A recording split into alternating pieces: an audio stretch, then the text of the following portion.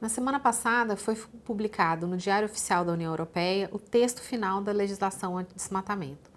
Essa regulação faz parte da política Green Deal do bloco europeu. A CNA já vem acompanhando há um tempo, o texto final já tinha sido acordado há alguns meses atrás, mas agora ele foi oficialmente publicado.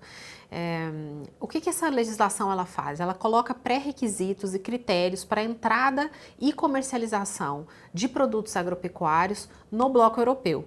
É importante falar da comercialização porque a gente não está falando só de importação, ou seja, a legislação também vale para os países do bloco. Por isso que o termo usado na regulação é comercialização.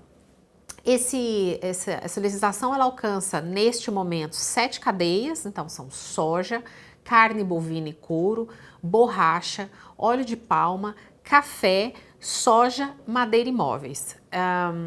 O que ela coloca como requisito? Ela coloca 3 requisitos para entrada de produtos e comercialização no bloco europeu. O primeiro é que eles não podem ser originários de áreas desmatadas após 30 de dezembro de 2020. O segundo, que eles têm que comprovar o cumprimento das legislações relevantes locais. Então, ele fala de trabalhista, social, indígena, um bloco de legislações locais. E o terceiro, que este produto deve ser acompanhado de uma declaração de diligência devida, que eles chamam de Due Diligence Statement. Essa questão da diligência devida é um processo, na verdade. Parece que é um statement ou só um papel, mas ele é o final, essa declaração é o final de todo um processo de diligência devida que a legislação pede. Além disso, o texto, essa regulação, ela vai classificar os países por grau de risco. Então tem um capítulo que fala que países serão classificados em alto risco, risco padrão, o standard, e baixo risco. O que isso influencia? Influencia na diferença do critério. Então, assim, se o país for classificado como high risk, os requisitos e as exigências serão maiores do que um país classificado como baixo risco. Alguns pontos nos preocupam muito aqui na CNA. É claro que a gente está acompanhando há um tempo, estamos trabalhando com os setores. Acho que um ponto central é a não diferenciação entre o desmatamento legal e ilegal. A legislação, a gente já conversou com os europeus, perguntamos sobre essa questão e eles disseram que não. Então, não há uma consideração ao nosso Código Florestal, ou seja, se legalmente um produtor abrir uma terra para produzir esses produtos após 31 de dezembro de 2020, esse produto será excluído do bloco europeu. De entrada, ele não poderá entrar no bloco europeu.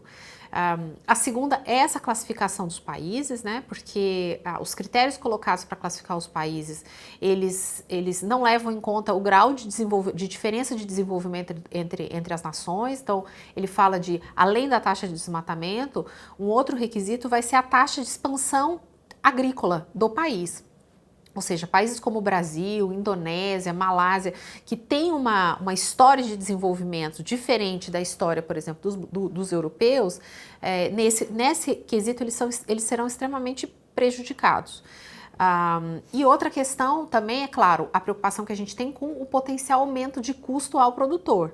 Porque a preocupação que a gente tem não é no cumprimento dos requisitos. Sabemos que a agricultura brasileira, a agropecuária brasileira é extremamente sustentável em termos de práticas. A preocupação que a gente tem é com o custo da comprovação. Então, se vai ser certificação, não vai ser certificação, vai precisar botar uma terceira pessoa no meio, não vai precisar, documentação, georreferenciamento.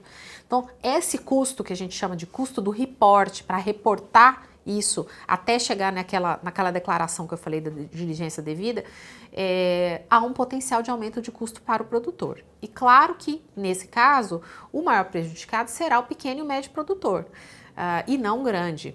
Então, essa é uma outra questão que a gente também tem preocupação. No final do texto da legislação, a gente está falando agora de 7 cadeias, né? Aquelas que eu falei inicialmente.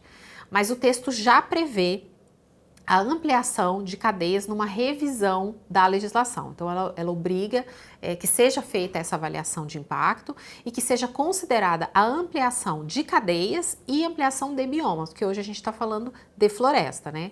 Em termos de cadeias mais impactadas, a preocupação maior, por causa do volume representativo, é com café e com soja, né? Café 50, 51% do que a gente exportou no ano passado, o Brasil exportou no ano passado de café, teve como destino o bloco europeu, e da questão da soja não é nenhuma questão de representatividade de share, que no ano passado foi cerca de 14,5% da soja exportada pelo Brasil foi para a União Europeia, mas por causa do valor absoluto em si, a gente está falando de 8,8 bilhões de dólares que o Brasil vendeu de soja para os europeus.